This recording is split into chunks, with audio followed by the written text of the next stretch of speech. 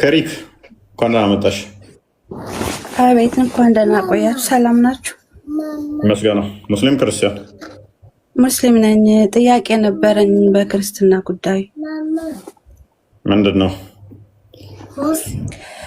እሺ በክርስትና ልጅ ሲወለድ እናትየዋም ልጅየውም እርኩሳን ነው የሚባሉት ወይስ ሙስሊም ነው የሚባሉት? ማወቅ ፈልጌ። ሁለቱንም አይባሉም።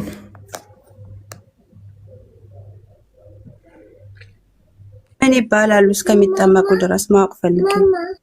ምንም አይባሉም። ሰው ነው የሚባሉት። ጥምቀት አንዲት ነች። ሰው ናቸው። ምን ይባላሉ? በመውለዷ ግን ትድናለች። አይ ቲንክ ጢሞቴዎስ ምዕራፍ 2 ቁጥር 12 እንክፈተው እስኪ። ሁለተኛ ጢሞቴዎስ ምዕራፍ 2 ቁጥር 12 ወይንም ቼክ ላድርገው። ትድናለች የሚለውን ነው። በመውለዷ ዳኝ ትሆናለች፣ እንደው ትባረክበታለች በመውለዷ። ከመጠመቋ በፊት እኮ ነው ያልኩ። ከመጠመቋ በፊት እርኩስ ናት ወይም ደግሞ ሙስሊም ናት ይባላል? ውሸት ነው። ለምሳሌ አንቺ ክርስቲያን መሆን ፈልጊ፣ ዛሬ ትጠመቂያለሽ። ከዛ በኋላ ልጅ ስትወልጂ ከአንቺ ሙስሊም ሆነሻል እየተባልሽ የምትጠመቂው አይኖርም። ቁጥር 15 ላይ ምን ይላል? አንብበው። ነገር ግን በእምነትና በፍቅር በቅድስናም ራሳቸውን እየገዙ ቢኖሩ በመውለዷ ትድናለች። ስለዚህ ጥያቄ ነው፣ ምን ትሆናለች? መውለዷ ራሱ ድህነት የሚያሰጣት የሚያሸልማት ነው። ምክንያቱም እግዚአብሔር አስቀድሞ ምን ስላለ? ብዙ ተባዙ ምድርንም ሙሏት የሚል ቃል ስላለ ማለት ነው። ሜቢ አለሽ? እሺ ሰማሁ። ሌላ ጊዜ ጥያቄ ሲኖር እመለሳለሁ። እሺ ግን አንድ ነገር ልስጥሽ። በእስልምና በክርስትና ልሽ ልጁ በመውለድሽ ትድኛለሽ፣ ጭራሽ ማለት ነው ትድኝበታለሽ። የሆነ እንደዚህ የምትባዩ የለም። የብሉይ ኪዳን የማንጻትን ሕግ ከሆነ ለብሉይ ኪዳን ለእስራኤሎች የተሰጠ ነው። እሱ ምንድን ነው? እሱ ከንጽህና አንጻር ቆይ በቀላሉ ጠይቅሽ። አንቺ ዛሬ ወልደሽ ነገ መስጊድ ትሄጃለሽ? አልሄድም። እኔማ ማትሄጂበት ምክንያት ደሙ እየፈሰሰሽ፣ ከኛ አንጻር ማትሄጂበት ምክንያት ደሙ እየፈሰሰሽ፣ ደሙሽ እዛ መፍሰስ ስለሌለበት አትሄጂም። ማትሄጂው ለምንድን ነው? ደምሽ እንትን ማለት አለበት። ግን እኮ አልጠመቅም። አዳም ችግር የለውም፣ እሱን አመጣልሻለሁ። እርኩስ የሚለው ቃል ግዕዝ ቃል ነው። ቃሉ ፒውር ያልሆነ ማለት ነው፣ ወይንም ደግሞ ቆሻሻ ማለት ነው። ስለዚህ ተወለደች አንድ ሴት፣ ደም ይፈሳታል። ያ ደም ደግሞ ቆሻሻ ነው፣ ንጹህ አይደለም። ያንን ደምሽ እየፈሰሰ ቤተ መቅደስ ብትገቢ ሌላውንም ያቆሻል። የሆነ ቦታ ብትቀመጪ እና ዛ ላይ ብቀመጥ እቆሻለሁ አልቆሽሽም? አዎ ለዛ እኮ ነው እርኩስ ናት ወይም ደግሞ እስላም ናት የሚባለው። ለዛ መሰለኝ። እስላም ናት የሚል የለም። እስላም ማንም አይልም። ነገር ግን በእስልምናው ደስተሽ እርኩስ ናት እሳ የሚባለው አይባልም።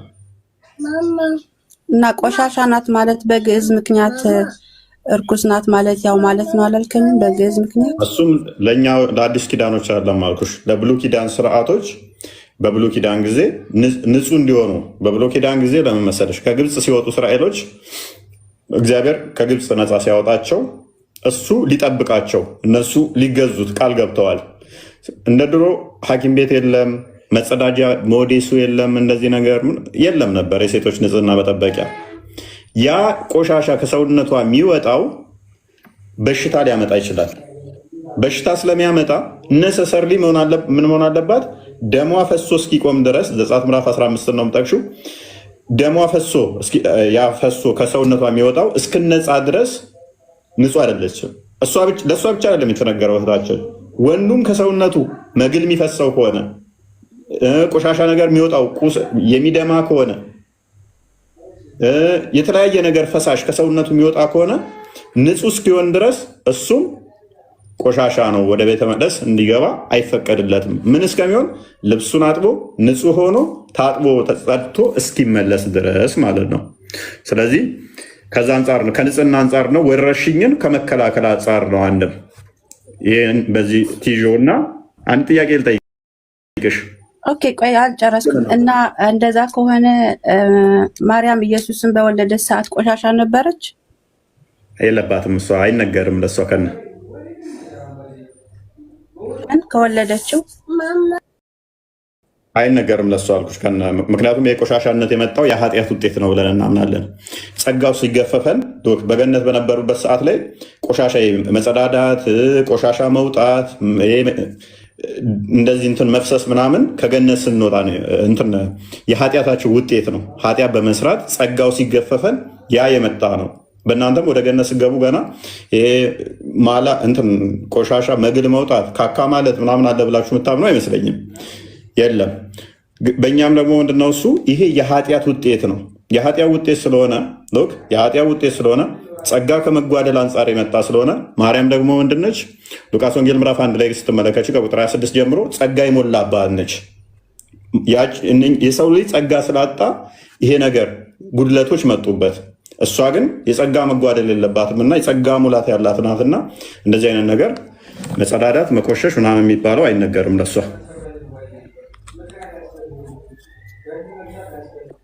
ኦኬ ሌላ ጊዜ ጥያቄ ይዤ እመለሳለሁ። ጥያቄ ካለ ጠይቀኝ።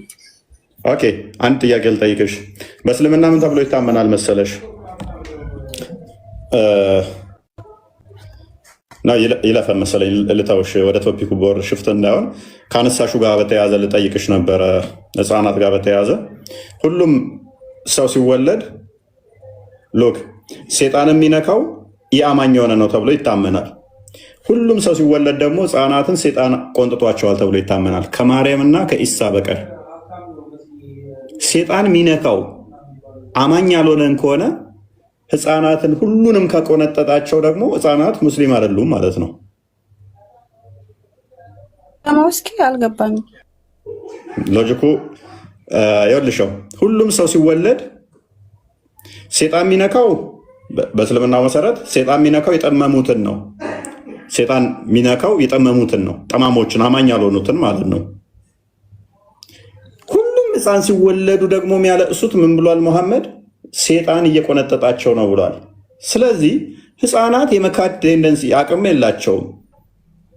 ስለዚህ ሴጣን የሚቆነጥጣቸው ከሆነ አማኝ አይደሉም ማለት ነው። የሚያስለቅሳቸው ስለሆነ ገና ሲወለዱ እያለቀሱ ስለሚወጡ አማኝ አይደሉም ማለት ነው፣ ሴጣኑ ስለሚነካቸው። ያኔ አረ እንደዚህ የለም። አዲሱ እንዳሳይሽ እንደዚህ የለም። ምኑ ነው የሌለው? ለዱ ሰይጣን ምናምን የለም እንደዚህ አይነት ነገር። ባሳይሽስ? እባክህ ምንም የምታውቀው ነገር የለም። በክት ከብት ቡርኮ ሐዲሱን ባሳያችሁስ? አንድ አይደለም ማአት ባሳያችሁስ? ከመርየም እና ከኢሳ በስተቀር ሁሉንም ሴጣን እንደቆነጠጣቸው ባሳያችሁ። አይ ክርስቲያን እንደዘጋጅ ሪሜምበር ፕሊዝ ሰላም ቢያለው አረብሹ። ቆይ ሰላም ቢያ ተራ ጠብቅ፣ ተራ ጠብቁ። ክርስቲያን አለ? እሺ እሺ ኦኬ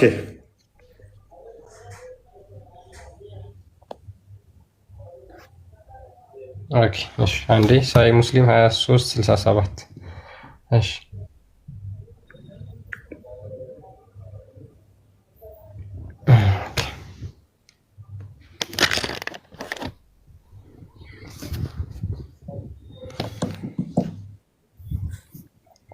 ኦኬ ይታያል። አይ ቲንክ አቡ ሁረይራ ሪፖርትድ አላህስ ሜሴንጀር አሴይድ ያለ አቡ ሁረይራ እንደተረከው ያለ መልእክተኛ የተናገረው ያለ the crying of a child starts when the satan begin to prick him ህፃናት የሚያለቅሱት ሲወለዱ ማለት ነው፣ ሰይጣን ሲቆነጥጣቸው ነው። ከኢሳና ከመርየም ውጪ ደግሞ ሁሉም ህፃናት እንደሆኑ ማስረጃ እመጣለሁ። እስከዛ በዚህ ላይ ተቀጥል። ሁሉም ህፃን ሲወለድ ሰይጣን ይቆነጥጠዋል። 2366 እዚሁ መልስ ወደ አንድ ሁሉም ህፃናት ሲወለዱ የሚያለቅሱ ሴጣኑ ስለሚቆነጥጣቸው ነው። ሴጣን ደግሞ የሚጠናወተው ማን ነው ብላችኋል? አማኝ ያልሆነን። ስለዚህ ህፃናቶቹ ደግሞ የመካድ አቅም የላቸውም። ሁሉንም ቆንጥጧቸዋል ማለት ሁሉም ሙስሊም አልነበሩ። ሉክ ሴጣን ተች ኤቭሪ ሰን ኦፍ አደም ኦን ደ ዴይ ኖ ምን ላይ ነው? ይሄ እኮ ሲ ነው። ኤን ያልኩህ እኔ ሲ ነው እሱ። ኤን ክፈተው አንብበው። ኦኬ ኖ ቻይልድ ኢዝ ቦርን በት ሂ ኢዝ pricked by the Satan and he began to weep because of the pricking of the Satan except the son of Mary and his mother ምን ይላል? ህፃን ልጅ ሲወለድ ልክ እንደተወለደ ሰይጣን ቆንጥጦ የሚያስለቅሰው ቢሆን እንጂ አንድም ልጅ አይወለድም። በሱ ምክንያት ያለቅሳል ከማና ከመርየምና ከልጇ በስተቀር። ሉክ ኬራ በለማሰዊ ኦኬ እነዛ የአካል ክፍሎች ብዛታቸው ስንት ነው? አካል ለምሳሌ አለው የሚባለው ለምሳሌ ወይ እየቆጠርክ ንገረኝ ያሉትን የአካል ክፍሎች። ያሉትን አካል ቁጥሮች ለምሳሌ ቁጥር ለምሳሌ ለኔ ቁጥሩ ይሄን አይደል አልተባለም። ለምሳሌ አለው የሚባለው ያው እንደኛ ለምሳሌ አሁን ባይሆንም አለ የሚባለው አካል አለው። አይን ለምሳሌ እንደኛ ያልሆነ ስንት አካል አለ? ያያል እንላለን እኛ ለምሳሌ። እሺ በምን ነው የሚያየው?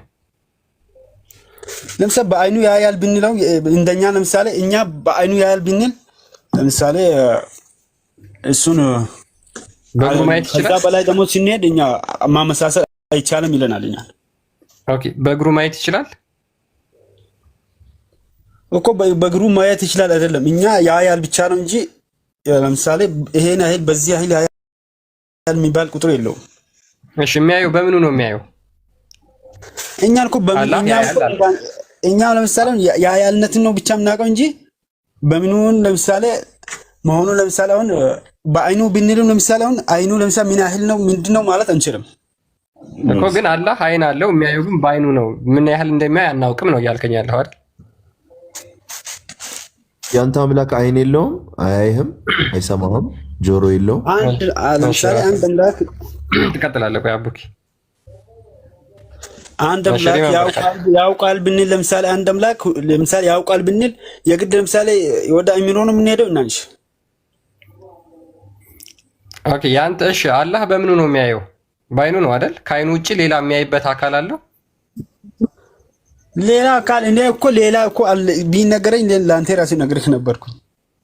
እየጠየቅኩ እኮ ነው። ስለዚህ አልተነገረም። ከአይኑ ውጪ የሚያይበት ሌላ አካል የለውም። ለምሳሌ እግር አለው፣ እግሩ አያይም። እጅ አለው፣ እጁ አያይም። ባት አለው፣ ባቱ አያይም። እሺ እግሩ ያያል፣ እጁ ያያል ሚል ነገር የለም። እየጠየቅኩ ነው እኮ እሱን እኮ ነው የኔም ጥያቄ እሱ ነው እየጠየቅኩ ያለሁት። ስለዚህ እግርና እጁ አያይም፣ ነገር ግን አይኑ ብቻ ነው የሚያየው ማለት ነው። እኔ ያያልነቱን ነው የሚያውቀው፣ ግን የሚያየው ከዛ በአይኑ ነው። እሱም በአይኑ አላልማ። እሺ ኦኬ በምኑ ነው የሚያየው? በጣም ጥሩ። ያያል ነው እኛ ያያልነቱን ነው የምናውቀው እኛ እኮ። የሚያየው በምኑ ነው የሚያየው? እኛ ራሱ አናውቀውም እኮ። ኦኬ አይን አለው ብለህ አታምንም? ሰላም እኔ ያያል ብዬ አምናለሁ። አይን እጅ እግር የመሳሰሉትን አካላት ታጸድቃለህ አንተ። ማያውቅ ሰው ስላስጨነቅ በቃ አንተ አዋቂ ነህ ወሬ አንተ ሃይማኖት ልክ ቀጥል። እሺ አንተ ቀጥል። እሺ ቀጥል። አላህ አይን አለው? ቆይ ራስ አቡኪ ማይክን ክፈትና ቀጥል። እሺ አላህ ጭንቅላት አለው የለውም? እስኪ አንዴ ለኔ ክርስቲያኖ አንዴ ለኔ ሰጠኝ። አቡኪ አንዴ ቆይ አንዴ ይቀጥል። እሱ ራስ አቡኪ በጣም ስለሚያውቅ በጣም ጎበዝ ስለሆነ ይቀጥል። አንዴ ስማኝ፣ አንድ ነገር ልንገርህ። በመጀመሪያ የሃይማኖት ትስስር ላይ ናችሁ ወይስ እየጠየቅን ነው? መልስ። ኖ አይ አንተ መጀመሪያ መልስ ጠይቅ። አንተ ስለጠየቀኝ አልመልስልህም። የምታመልከውን አምላክ አብራራ። የምታመልከውን አምላክ አብራራ ነው። ዘለፋ ላይ ነህ ወይስ ለማወቅ ነው? ይሄን ብቻ እየጠየቅኩ ነው። ጥያቄ ሙስሊሞች ችግራቸው ምንድነው መሰላችሁ? ስጠይቋቸው ዘለፋ ይመስላችኋል። ምክንያቱም አምላካቸው እንዴት ቂጥ መታጠብ እንዳለበት ያውቃሉ። እንዴት ሚስቶቻቸውን መገናኘት እንዳለባቸው በጀርባ በግራ በቀኝ በኋላ ሚስቴን እገናኛታለሁ፣ ቂጤን ስታጠብ እንደዚህ አደርጋለሁ፣ ውዱ ሳረግ እንደዚህ አደርጋለሁ፣ ሽንት ቤት ስገባ ቀኝ እግሬን አላስቀድምም በግራ እግሬ ነው የምገባው፣ ስወጣ ደግሞ ቀኝ እግሬን ነው የማስቀድመው ብለው ያምናሉ። ነገር ግን ስለ አምላካቸው ስጠይቋቸው ስድብ ነው ለነሱ። ስለ አስተጣጠብ ሚስቶችን ስለመገናኘት ሴቶችን ስለማግባት ስጠይቋቸው ግን በአንድ ጊዜ መልሱላችኋል። አምላካቸውን ወፍ ምንም ያውቁት ነገር የለም። ከዛ አትሳደብ ነው መልሱ፣ የመጨረሻው መልስ ማለት ነው። ግልጽና የተብራራ አንዳችም ነገር አላስቀረንም። እናንተ አምላክ ያያል አያይም ብላችሁ የምትከራከሩት ጀነራሊ አምላክ ከሆነ የሚያየው አይን አለ እንድትባዩ ነው፣ እግር አለ እጅ አለው እንድትባዩ ነው።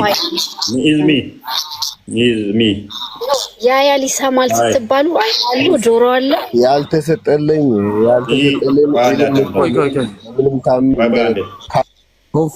አንዴ እኔ እኮ እፎይ አንዴ ለምሰራ እኮ አልሰጣችሁም። ተቀጥላለህ። ቆይ ደግመሽ ጣልቃ እንዳትገቢ። የአንቺ አቋም ከነሱ አቋም ይለያል። ሜይ ቢ ከነሱ ጋር ማውራት ትችያለሽ ፈቃደኛ ከሆንሽ ከፈቀዱልሽ። እነሱ አይደለም እነሱ አካላቱን ስለሚያደርጉ በይሩ እንኳን ለማውጣሽ እሺ፣ ቀጥል። ሁሉ 3-4 ቀን ሙሉ ስለ አካል ብቻ የምታወራው ምንድን ነው የምታስተምረው? አዎ እኔም ደጋግሜ እፎይ እያየሁ አንተ የገረመኝ ነገር ፈጣሪን አይደለም ልጅ ሰሚር አንዴ ቆይ ቀጥል። እፎይ አሁን እኛ ማለት ነው እዚህ ጋር እናንተ ፈጣሪን ከሰው ጋር ያመሳሰላችሁ ነው። አላመሳሰለም። በይሩ ለንገር በምን በለኝ አላመሳሰለም። ከሰው አልፈናል። በይሩ ኖ አላመሳሰልም። ና ያዝልኝ እዚህ ስማኝ፣ አልይዝልህም። ኖ አንተ አሁን እዚህ ጋር ማይብ ሰዎችን እያስገባ ማለት ስለ እምነት አብዛኛ እንትን የማይሉትን የሚያውቁትን እያስወጣችሁ የማያውቁትን እያስገባችሁ ዝም ብሎ ፈጣሪ እግር አለው ብለህ ታምናለህ ምናምን ብላችሁ እያላችሁ እያሽቃበጣችሁ ነው ማለት ነው። ክርስቲያን አንተ እፎይ አልወጣንም። እየሰማው እኮ ነው። 2200 ሰው ህዝብ ባለበት ላይ ያወራክ ነው። እስኪ ጻፉልኝ። ይያለው ቃሌ ባይሩ ላውራ ወይ ተስፈኛ ተራሽ አይ አሁን ወሬ ሰምቼ ጭቅጭቅ እየተጨቃጨቃችሁ ቤሩ ወይ ሎክ ኦቢት መመለስ ከሆነ መልስ፣ ማመለስ ከሆነ ደግሞ ሌሎቹ ሌሎቹ አሳልፍ። አይ እኔ አሁን ምን መሰላ አሁን በዚህ ጥያቄ የተመላለሳችሁበት ነው። ገብቷል? በቃሽ አሁን ለፈጣሪ እግር አለው ወይስ በቃ እንዴ? ቤሮ በቃ ዝም ይላል። ተስፈኛው ተራሽን ጠብቂ። አምዳ ቀጥል።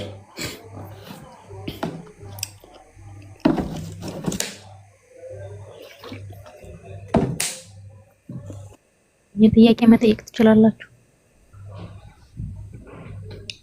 አምዳለ እኔ ገባሁት እዚህ ጋር እፎይ ቅድም ገባ ቁርአን ጠንከር አድርጌ ስለማላቅ መከራከር ስለማልፈልግ ነው።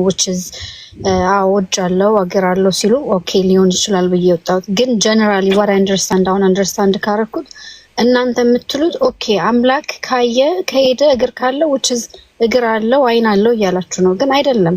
አምላክ አንቺ ነሽ እኮ እንደዛ ነው ብለሽ የምታምኚው አንቺ ነሽ። የሌሎቹን በደንብ አድርገሽ አዳምጪ። አለው የማንንም አይመስል አካል ሊተራሊ አካል አለው፣ እጅ አለው፣ እግር አለው፣ ገልጦ የሚያሳየው አለው የሚታይ አካል። አሁን አይደለም በቂያማ ቀን ግን የሚታይ ማይታይ አይደለም መታየት የሚችል የመታየት ደግሞ የቦዲ ባህሪ ነው። ስለዚህ የሰው ማንነት አይደለም ያ አይን እግር የምንለው ይሄ ሰውኛ የሆነ ማንነት አይደለም ያለው። ሰውኛ ማለት እኔ አንተ እንዳለን እኔ እንደኔ እንዳለኝ ነው። መቼ ወጣኝ አለው ነው እሱ አርጉመንት። ኦኬ አለው የሚለው አይደለም ዋና ፖይንታችን። እንዳለው እኮ ተስማምተናል። እንዳለው ተስማምተን አባችን አሁን አካላቱ የማን ይመስላል ነው። የሰው አይመስልም፣ የፍጡር አይመስልም። ተስማምተናል። በጣም ይረብሻል ድምፅሽ፣ በጣም ይረብሻል ድምፅሽ። በጣም ረባሽ ነው። አሁን እፎይ ምን መሰለ፣ አሁን እናንተ ዞሮ ዞሮ እናንተ ያመሳሰላችሁ ያላችሁት ፈጣሪ እጅ አለው እግር አለው እያላችሁ ነው። እኛ ያለነው ሰሚዑ ዓሊም ነው፣ ይሰማል ያላልነው ምንድነው? ማንንም አይመስልም፣ ምንም ብጤ የለውም። ስለዚህ አንተ ከሰው ጋር የምታመሳሰለው ምንም የለም ብሮ። እባክህ አላመሳሰልንም። የማንንም የማይመስል አካላቶች አሉት ብለህ ታምናለህ? እሺ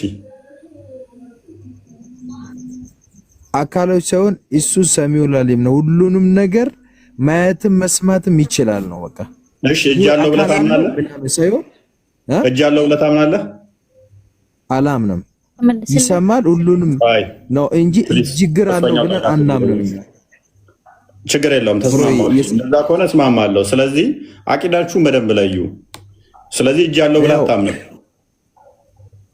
እጅ እግር አይን ምን አለው ብለን አናምንም። እኛ ምንድነው መልስልህ አንዴ በያሩ ማነህ በመረጃ ተስፈኛዋ አይኔ ወሬ ምናምን ስለማትፈልግ በመረጃ ልመልስልህ። ተረጋጊ። ቆይ መልስ ከሆነ የምትፈልገው ተረጋጊ። አቅዳኑ ያስቀምጥ። አያምንም እሱ ለምሳሌ። ስለዚህ ማታምን ከሆነ እጅ እግር ባትፊት አይን የሚባሉትን እሱ አያምንም። ልመልስላት ወይ? በአቂዳ የምትለያዩ ስላላችሁ ማለት ነው። ማያምኑ አሉ፣ የሚያምኑ አሉ።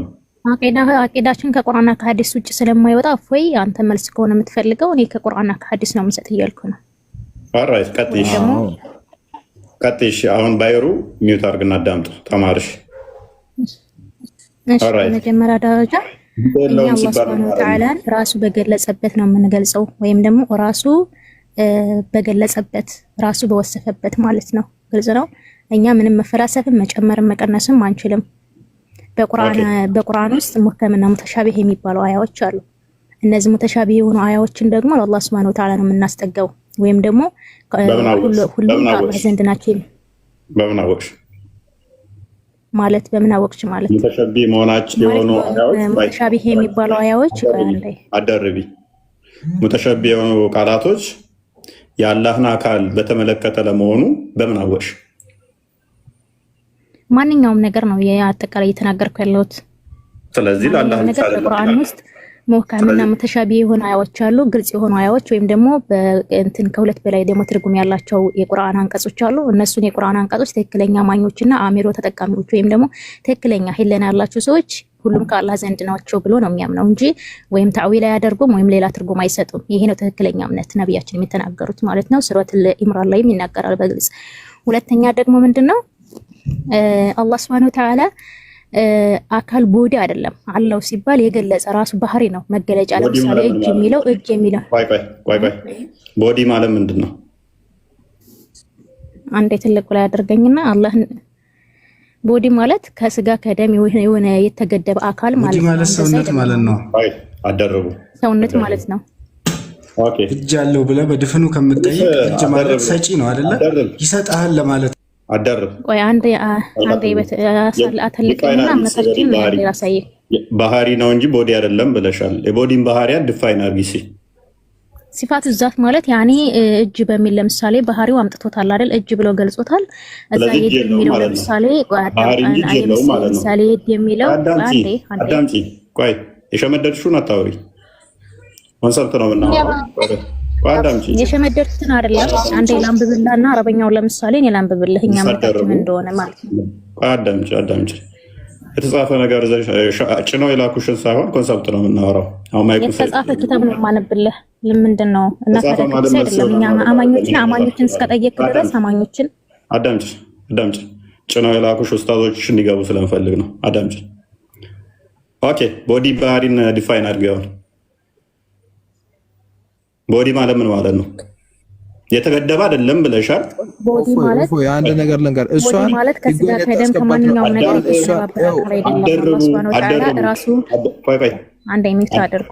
የምትደርቡ ልጆች ያስወርዳችኋለሁ። ጭነዋት ያሉት ኡስታዞች ከስር ስላሉ ቦዲና የተገደበ አይደለም ስላልሽ ጭንህ ነው የመጣው። አዳምጪ። አላህ የተገደበ አካል ነው ያለው አይደለም። ቦዲ ማለት የተገደበ ነው ብለሽ ስለተነሳሽ የተገደበ የሆነ ከስጋ ከደም ከምናምን የተቀላቀለ ከማንኛውም ማቴሪያል የተቀላቀለ የተቀናበረ አካል ይሄ ለሰው ብቻ ነው የሚውለው። አላህ Subhanahu Wa Ta'ala ደግሞ ከእንደዛ አይነት ነገር የጸዳ ነው። የራሱ ምንነት አለው፣ ህልውና አለው። በህልውናው በምንነቱ እናምናለን። እጅ የሚለውን ገልጾታል። የድ ብሎ አረበኛ ገልጾታል። እጅ ሲባል ደግሞ በኃይል ነው የስም መመሳሰል እንጂ የአካል አይደለም፣ የቦዲ አይደለም። ምን ነው ያስረዳው እኮ ነው። አትጩይ። ጭናውሽ የመጣውሽውን ተፍተሽ ለማውጣት አትወጪ። ጭናውሽ አትበል። እያነበብኩ ነው። ጤነኛ አይደለም እንደኔ ማንም አልጫለም። ቁርአን እያነበብኩ ነው። እጁ የሚታይ ነው አይደለም? የሚታይ ነው ብሎ አልነገረንም። ቁርአን ላይ እጅ የሚለውን አምጥቶታል። እጅ ማለት ደግሞ የስም መመሳሰል ነው እንጂ አላህ Subhanahu Wa Ta'ala ከምንም አካል ጋር ወይ ቦዲ ነው ብለን አናምንም። እግርና ታፋው ባቱ ይታያል አይታይም? መመሳሰል ነው፣ የስም መመሳሰል ነው። አላህ Subhanahu Wa Ta'ala ሲፈግዛት አለው። ቆይ ባቱ ይታያል አይታይም? ሲጀመር አላህ Subhanahu Wa Ta'ala እኮ መንፈስ አይደለም። ያኔ መንፈስ ወይም ደግሞ የሆነ አካል ሳይሆን የራሱ ያልጠየቅሽን አትመልሽ። ይታያል አይታይም? የሚታይ ማንነት አለው። የሚታይ ማንነት አለው። ቴንክ ዩ የሚታይ ማንነት አለው። ቴንክ ዩ አዳምጪ። የሚታይ ነገር ኢንፋይናይት ነው። ያ ራሱ አላህ Subhanahu Wa Ta'ala ራሱ ማለት ነው። ቢማ የልቁ ጀላሊሂ አላህ Subhanahu Wa Ta'ala በሚገባው መልኩ በመለኮታዊ ኃይሉ ይገለጣል። አዳምጪ። ያልጠየቅሽን አትመልሺ። እንዴት ይገለጣል ብያለሁ? አልጠየቅኩሽም። የሚታይ ነገር ቦዲ ነው በባህሪው። ይታያል ማለት አይናችን ካፕቸር ካደረገው ቦዲ ነው ማለት ነው። ኦኬ። የሚታይ አዳምጪ። ስለዚህ የተገለጸውን ለሱ ያሉትን የሚታይ አካላት በቂያማ ቀን የምታዩን ገልጾልሻል። ጭንቅላት አለው አላህ ካንተ ከምትለው የጸዳ ነው። ስለዚህ ጭንቅላት የለውም፣ እጅ አለው። ቴንክ ዩ አላህ እኔ ከምለው የጸዳ ነው። እጅና እግር አለው፣ ጭንቅላት ግን የለውም። ጭንቅላት ላላ ያሳፍር ነው፣ እግር ግን አለው። አንተ እንደምትለው አይደለም እያልኩ ነው። አንተ እንደምትለው ኦልራይት ተስማማን። ሉክ እግር ያለው ጭንቅላት የሌለው አላህ እግር ያለው ጭንቅላት የሌለው አላህ። አሁን እንደዚህ ስትል እኮ አንተ ሰዋዊ ቦዲ አስበህ ነው። አይ የሰው አካል አስበህ ነው። የሚታይ አካል ነው። የሚታይ አካል ነው። አንተ ጭንቅላት ካለው እግር የለውም፣ እግር ካለው ጭንቅላት አለው ካልክ ይሄ ሰዋዊ ቦዲ ነው። ቆይ የሚታይ አካል ነው ብለሽኛል። የሚታይ ከሆነ ደግሞ ቦዲ ነው። ተስማምተሻል። ቦዲ ከሆነ ደግሞ ይታይ አላልኩም። እንደዛ ላይ የመጨረሻ ቀን እሱን በሚመጥነው መልኩ የመጨረሻ ቀን አማኞች ያዩታል። በሚመጥን አይልም። እኔ ከፍል አድርግና ለጥፍሻ እሱም በሚመጥነው የሚታየው የሚለው ክፍል ክፈችው። ቢማ የልቂ ቢጀላሊሂ ይላል። ኖ እሱም በሚመጥን ሳይሆን እነሱ በሚመጥኑት ክርስቲያን ክፈተው። እነሱ እንደፈለጉ ጨረቃን በሙላት እንደሚያዩት ነው የሚያዩት። አንተ አምጣ እኮ እንደዛ የሚል አንተ አምጣ። እኔ ላምጣልሽ እና ከፍ በል ክርስቲያን። በሚመጥን የሚለውን ታመጣለች እሷ መጀመሪያ። በአጠቃላይ አይደለም። እኔ በአጠቃላይ ነው ዲፊኒሽን ሰጣለሁ። አጠቃላይ ምናምን የሚባል የለም። በደንብ ይላልኩሽ። አይ አልፈላሰፍም። እኔ አልፈላሰፍም እኮ በሚመጥን የሚል ተፈላሰፍሻ የሌለ ነገር ነው እየተናገርሽ ያለሽ ወታችን። በሚመጥን አሁን ተረጋጊ። በሚመጥነው ቢማለት አዳምጪ። በመጀመሪያ ደረጃ ሉክ መታየት ምንድነው? እሱ የቦዲ ባህሪያት ነው።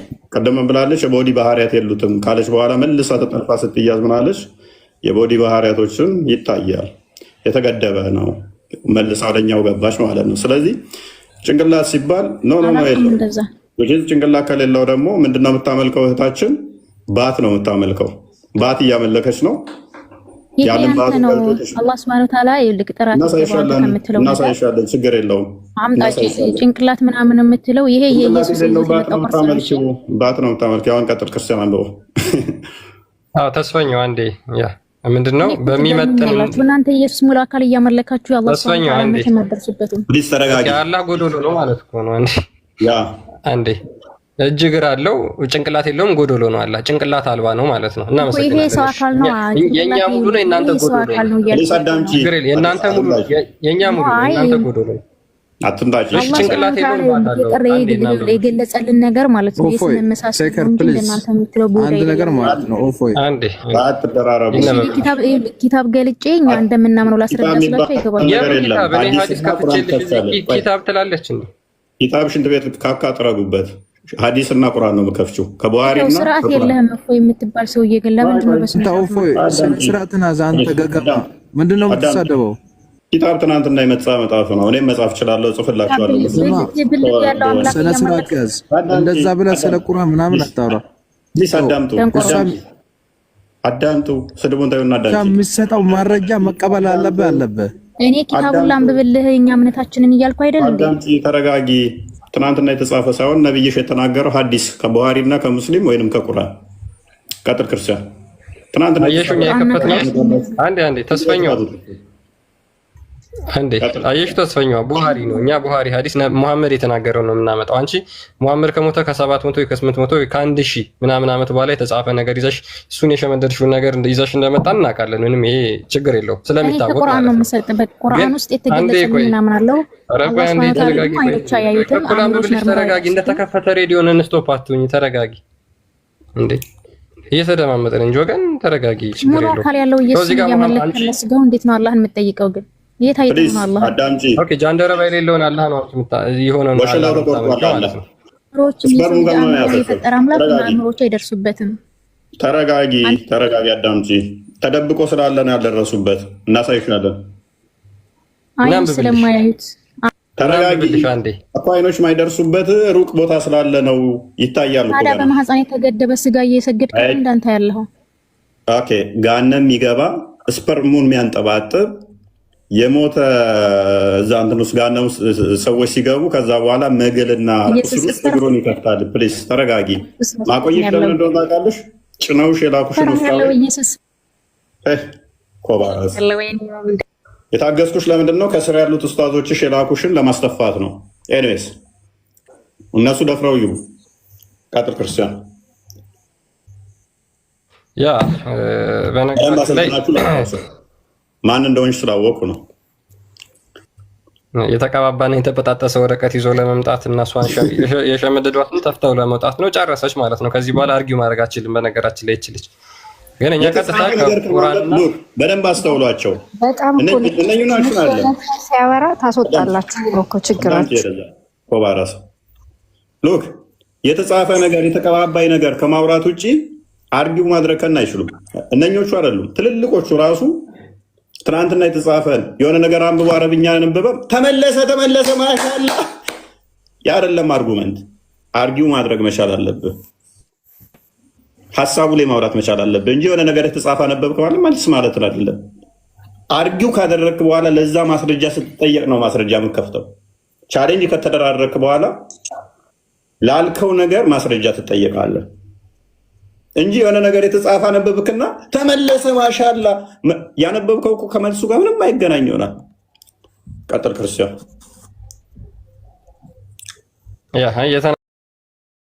የተናገረችውን ይሄ ከመታየት ጋር በነገራችን ላይ አንድ የሚታይ አካል ከሆነ ኢንፋናይት አይደለም ፋናይት ነው። ሉክ አንድ ሰው በአይኑ አንድን ነገር የሚያካብበው ከሆነ በተለይ ደግሞ የሙስሊሞቹ አምላክ ምን አይነት በአይን የሚካበብና ምን አይነት ፋይናይት እንደሆነ ላሳያችሁ። ሉክ ሙሐመድ ምን አለ ከጀሪር እንደተረከልና we were sitting with the prophet ከሙሐመድ ጋር ተቀምጠን ነበር አለ and he looked at the moon on the night of the full moon ከዛ በኋላ በምሽት ነበር የተቀመጡት። ከዛ ወደ ላይ ቀና ብለን ጨረቃን ተመለከትናት እና ሙሉ ነበረች፣ ክብ ነበረች ይላል። and said እንደዚህ አለ ሙሐመድ you people will see your lord as you see this full moon ይችን ጨረቃ እንደምታዩት ጌታችሁን በሙሉ ታዩታላችሁ። and you will have no trouble in seeing him እሱን ለማየት ምንም ነገር አትቸገሩ፣ ምንም ነገር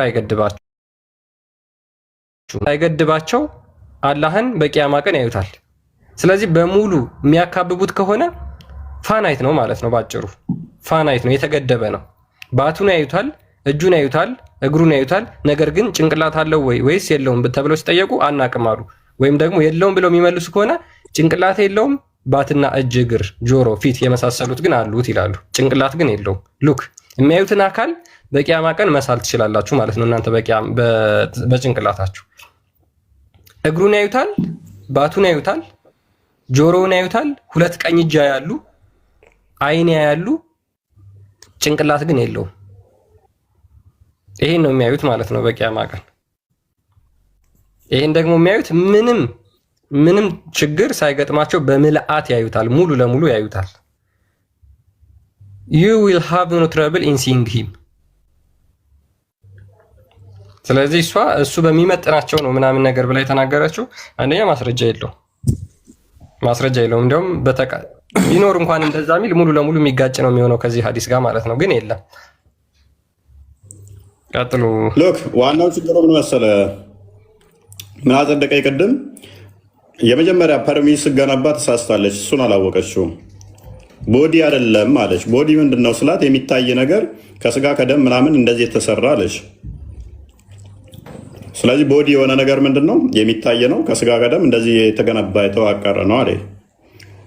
የግዴታ ከስጋና ከደም መሆን አይጠበቅበትም ቦዲ ለመሆን። የሚታይ የሚለው ፐርሚስ ከዛ ምን ላይ መጣባት? አላህን ታዩታላችሁ አዩት ሚለው ሲመጣ ምን ሆነ? እናየዋለን። እሱም በሚመጥነው መልኩ ይገለጣል አለች። እስቲል በሱ አርጉመንት ብንሄድም አሁንም ምን ይሆናል ማለት ነው? አላህ ቦዲ ይሆናል ማለት ነው። የሚታይ ለቦዲ ነው ብላ ስለሰጠች በራሷ ሎጂክ መሰረት ማለት ነው።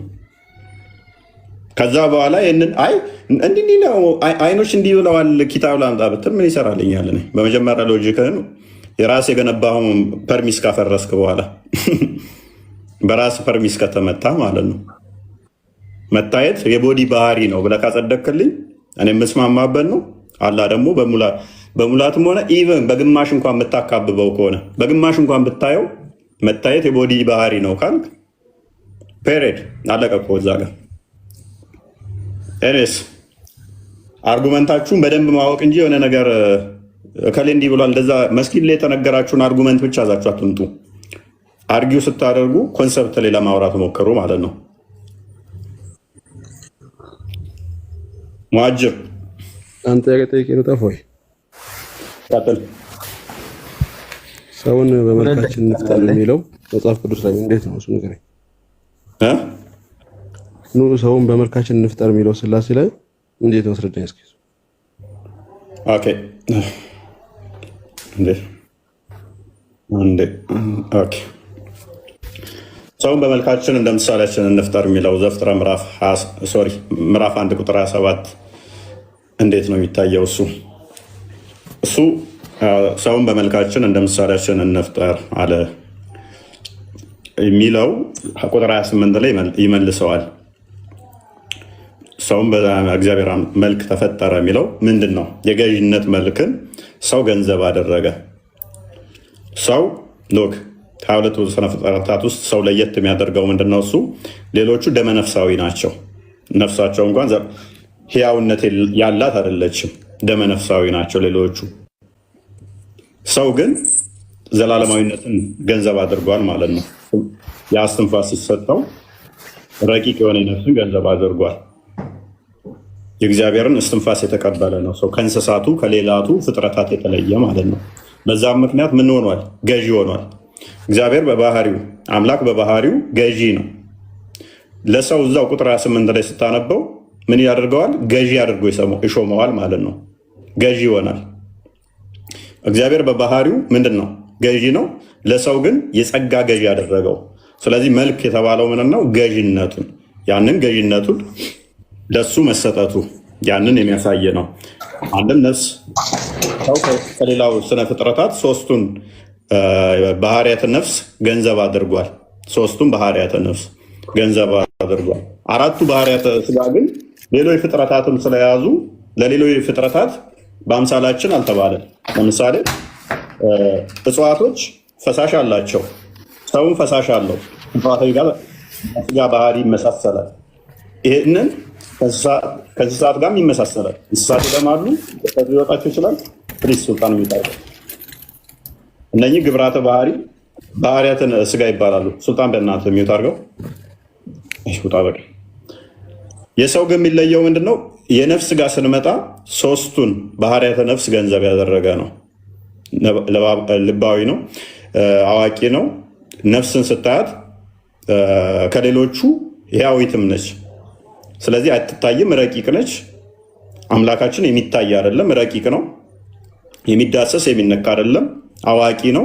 እነኝን ገንዘብ ያደረገ ነው። ገዢነትን ለሰው የሰጠ ሰው ሁሉን እንዲገዛ ዘፍጥረት ምዕራፍ 28 ላይ ስታየው ሁሉን እንዲገዛ የተሰጠበት ያንን የሚያመለክት ነው እንጂ የስጋ ባህሪያትንና የነፍስን አይሚን የስጋ ባህሪያትንና የነፍስን ለያቸው። የስጋን ስታየው 22 ስነ ፍጥረታትም ይዘውታል፣ እንስሳትም ይዘውታል። ተመሳሳይ ናቸው። ግዝፈት አለን እኛ፣ እንስሳትም ግዙፍ ነው። አምላካችን ግን ግዙፍ አይደለም። መጽሐፈ አክሲማሮስ ይህንን በደንብ ያብራራዋል። ከቻል ክርስቲያን ከፍታ ልታነብለት ትችላለን። እንስሳትም ይዘውታል ይህንን ግዙፍ ባህሪ፣ እኛም ይዘነዋል። በስጋ ባህሪ ከእንስሳት ጋር ተመሳሳይ ነን። ከእንስሳትና ከ22 ስነ ፍጥረት በምንድን ነው የምንለየው ሲባል ታዲያ በነፍስ እንለያለን። ነፍስ ጋር ሲመጣ ለእኛ የተሰጠው ከነሱ ጋር ይለያል። ነፍሳችን ረቂቅ ነች፣ ዘላለማዊ ነች፣ አዋቂ ነች። እነኝን ገንዘብ እናደርጋለን ማለት ነው። ስለዚህ አንድም በዚህ ይተረጎማል፣ አንድም በገዥነቱ ይተረጎማል። አምላካችን በሁሉ የሞላ በሁሉ ያለ ከስፔስና ፕሌስም ውጭ ያለ ረቂቅ መንፈስ ነው። ይሄ ግዙፍ አካሉ የስጋ ባህሪ አራቱ ግን ያንን እንትን የሚል አይደለም ማለት ነው። በሁሉ የሞላን አይደለንም፣ ረቂቅም አይደለንም፣ የተገደብን። ስለዚህ ነፍስን መሰረት ያደረገ ነው። አንድም በአካል ሶስት የሚባለው ነገርስ በአካል ሶስት ነው። አብርሃም ቤት የመጡትስ ምንድን ናቸው? በአካል ሶስት አምላክ ኦኬ፣ ከመገለጽ አንጻር ተሆነ በአካል ሶስት ስንልኛ ያለው በአካል ሶስት ብለን ስንል አምላካችን ቃል አለው። ቃሉን አንድ ብለን ቁጥር ጉዳይ አሁን ያጣላናል። የተፈጥሮን ጉዳይ ሰውኛ ቁጥሩን የጀነራል ኮንሰንሱን የሆነ የሰዎችን ስምምነት ወይም የኢጅማውን ጉዳይ የምታስብ ከሆነ ችግር ያመጣል።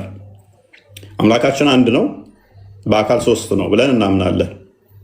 አምላካችን አንድ ነው፣ በአካል ሶስት ነው ስንል አንድ ነው የሚለው ራሱ አንጠቀመውም። ይሄንን በሰውኛ ቁጥር ያለችዋን የማቴማቲክስ ዋን ቁጥር ከሆነች ማለት ነው እሷን እያልን አይደለም። አንድ ነው ስንል ሙሴ ነው መጽሐፉን የጻፈው ሌላ የለም ለማለት ነው።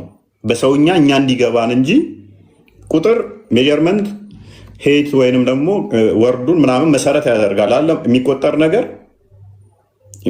ካውንቴብል እና አንካውንቴብል ነምበር የሚባል አለ አይደል? ንፋስን እንኳን ቁጥር ብትባል አቆጥርም። አምላካችን ደግሞ ከስፔስ እና ፕሌስ ውጭም ካለ እንዴት ልቆጥረው ትችላለህ? በምን ለክተው? ወይም ወርዱን፣ ቁመቱን፣ ሳይዙን፣ መጠኑን እንደዚህ ለመቁጠርም ደግሞ እንትን ማለት አለብህ፣ ከሌላው መነጠል አለብህ። እንደዛ ልንቆጥረው አንችልም፣ የሚቆጠር አይደለም። ነገር ግን አንድ ስንል ሌላ የለም እያልን ነው። ሙሴ በሰውኛ ለሰዎች ስለጻፈው ሰዎች በሚስማሙበት በሚገባን ተገለጠ። ስለዚህ የአንዱ አምላክ ምን አለው? ቃል አለው። ዲዳ አይደለም፣ ወይንም ደግሞ ሚዩት አይደለም። ቃሉ ደግሞ ፍጡር አይደለም፣ ፈጣሪ ነው። ቃሉን አካላዊ ነው ብለን እናምናለን። ቃሉን ምናል ሁለት አልን ማለት ነው። እንደገና ደግሞ አምላካችን ምን አለው? ህይወት አለው ብለን እናምናለን። ህያው ነው፣ ሙት አይደለም። ህይወት የሚሰጥ ህያው የሆነ ነው። ያንን የባህሪ ህይወቱን መንፈስ ቅዱስ ብለን ሶስት ብለን እንጠራለን ማለት ነው። ታዲያ ሶስቱም ለየራሳቸው አካል አላቸው የላቸውም? ሙሴ ለምሳሌ ማን ነው ሙሴ? አሁን ቆይ ሶስቱም ለየራሳቸው አካል አላቸው የላቸውም? አላቸው። ያ ማለት ግን አካል አላቸው ስንል አካል አላቸው ሁለት አካል አላቸው ማለት እንችላለን? አብ ሁለት አይን አለው፣ ወልድ ሁለት አይን አለው ማለት አንችልም? አንችልም። እንደዛ የተከፋፈሉ አካላቶችን አሁን አናጸድቅም። ለዚህ ነው እንደዚህ የአካል ክፍፍሎችን አናጸድቅም። እንደዛ ለምን በአካል ሶስት ናቸው ተባለ እኮ? አይን የምትባል እንደዚህ የሚሰማበት፣ ጆሮ የምትባል እንደዚህ የሚያዩባት፣ እንደገና ደግሞ የተነጣጠሉ አካላቶች አሉት ብለን አናምንም። ምክንያቱም አምላካችን መንፈስ ነው፣ በሁሉ የሞላ ነው፣ በሙላት ይሰማል። ጆሮ በምትባል ሳይሆን ፕሊስ ሪሜምበር ሚዩት አድርግ፣ እየደረብክ ነው። በሙላት ይሰማል እንጂ ጆሮ በምትባል የሆነች በአካል ክፍል ለመስሚያ የምታገለግል ለማያ የምታገለግል አይን እንደዛ እናምንም። ምክንያቱም በሙላት መንፈስ ነው እሱ። በሙላት በሁሉ የሞላ ከስፔስም ውጭ ያለ ነው። በሙላት ይሰማል፣ በሙላት ይመለከታል፣ በሙላት ያውቃል። ማወቅ የሚለው ራሱ ቃላቱ ችግር ያለበት ነው። ሎክ ማወቅ የሚለው ለሰው ነው የሚነገረው። አወቀ፣ ያውቃል ምናምን የሚሉት ነገሮች እንከን ያለባቸው ነው። ራሱ እውቀት ነው እኮ ያውቃል ስትል ገና የሚያውቅ ነገር ያመጣዋልና ማለት ነው። ለምሳሌ አንድ ጠንቋይን አስቀድሞ ያውቃል ልትለው ትችላለህ፣ እንከኖች ስላሉበት። ለፈጣሪ ግን ገና ምንም እንትን በሌለበት ራሱ የሆነ ጭንቅላት አይምሮ የምትባል ነገር በዛች እንትን የሚልበት የሚያውቅበት ምናምን ነገር የሚለው አይመጣውም ማለት ነው። አይ ወልድ ማያውቅበት የሚለው አይመጣውም። ኢየሱስ ከአብ ቀኝ ቁጭ አለ ስትሉ ቀኝ አለው አይደለም ወደ ቀድሞ ክብሩ ለማለት ነው እንጂ ቀኝና ግራ የሚባል የለም። ምክንያቱም በሁሉ የሞላ ከሆነ ከስፔስ እና ፕሌስ ውጭ ያለ ካልኩ ቀኝ ማለት ቀኙ ቁጭ ብሏል። ቀኝ የሚለው ወደ ቀድሞ ክብሩ ወይንም ደግሞ ስልጣኑ የሚል ነው እንጂ እንደዚህ እንትም ዳይሬክሽን ኖሮት አይደለም። ዳይሬክሽን በነስ ገቡ እግዚአብሔር አይታይም። አምላክም መቼም አናየውም። አንደኛ ጢሞቴዎስ ምዕራፍ 1 ቁጥር 17 ገነት ገባየው ማንም አያየው። እሺ አመሰግናለሁ። በባህሪው አምላክም በባህሪው ማንም አያየውም፣ አልታየም፣ አይታየም። አንደኛ እዚህ ምድር ነው ማንም አላየውም። ተገለጠ በምንድን ነው? በስጋ ማን ስጋ ታዲያ አምላክ ነው ማለት እንችላለን? እንችላለን። አምላክ ታየ ይባላል። በባህሪው ሳይሆን በስጋ የተገለጠውን እናያለን። ክርስቶስን ስለዚህ ታየው ስጋ ነው እንጂ አምላክ አይደለም። አልወጣኝም። በስጋ እና በስጋ የተዋሃደው እኮ እናያለን። እሱ ሲመጣም ይታያል። ስለዚህ አምላክ ታየ ማለት ነው።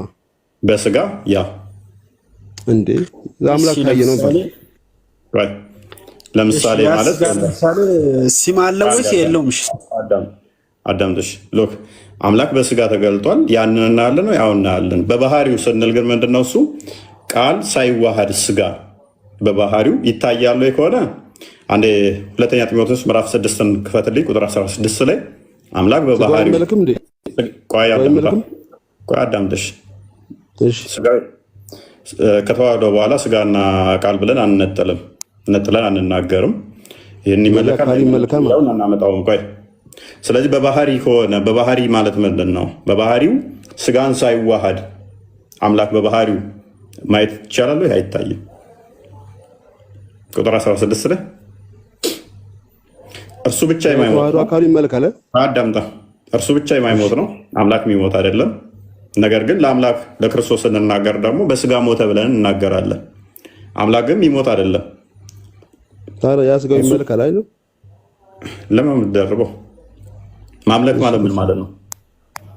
መገዛት ነው። ለሱ ማጎንበስ ማለት ነው። ምን ማለት ነው መገዛት ማጎንበስ ማለት? ለምሳሌ ለመሐመድ ትገዛለህ? አልገዛም። አትገዛም እንጂ ይታዛለው እንጂ አልገዛም። በፍጹም ልብ እስካልተገዛ ድረስ እንትን ስላልከው ድረስ አማኝም አትባልም። ኤኒዌይስ እርሱ ብቻ የማይሞት ነው። እርሱ ብቻ የማይሞት ነው። ማንም ሊቀርበው በማይችል ብርሃን ይኖራል።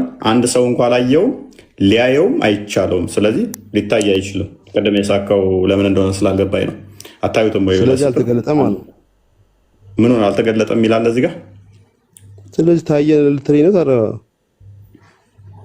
በምንድን ነው አይታየው አልኩህ እንዴ? በስጋ ይታያል አልከኝ። በምንድን ነው እሱ አይታይም ያልኩህ? በመለኮቱ አይታይም አልከኝ። ያው ስጋን ሳይዋሃድ ሁለት ባህሪ ያለው ማለት ነው። አልወጣኝም መቼ አልኩህ? ቁርአን ያለ ቃል ነው አይደለም? ያለ ቃል ነው። ያለ ቃል ፍጡር ነው? ፍጡር አይደለም፣ ባህሪው ነው። ኦኬ ያላን ባህሪ ማየት ይቻላል ማለት ነው። አሁን ያላን ባህሪ አሁን ማየት ይቻላል? አይታይም። ቁርአንን እኮ እያየሁት ነው። ፍጡር አይደለም ብለኸኝ። ያማ ቃሉ ነው፣ ንግግሩ ነው፣ ባህሪው ነው። እንዴት ነው እያየሁት ያለው ታዲያ? ይህንን ቁርአን መቼ አየኸው? ይኸው እያየሁት ነው። ፍጡር አይደለም አልከኝ እኮ። ፍጡር ያልሆነውን አላህን ቃል እዚህ ጽሁፏ ቃላቷ ጽሁፏ እቺና ታዲያ ከኢየሱስ ጋር እያገናኘ ነው። ምንድን ነች እቺ? የምትታይ ነች አይደለችም? እቺማ ጽሁፍ ነች፣ የተጻፈ ጽሁፍ ነች። ኦኬ ፍጡር ነች። ትርጓሜ ፍጡር ነች። አረብኛው ፍጡር ነች። አረብኛው ቁርአኑ እኛ የአላህ ንግግሩ ነው የምልህ። ንግግሩ እኮ ፍጡር ነው ወይ? ንግግሩ የአላህ ቃሉ ፍጡር አይደለም። ቴንኪው። ፍጡር ያልሆነው ግን እያየ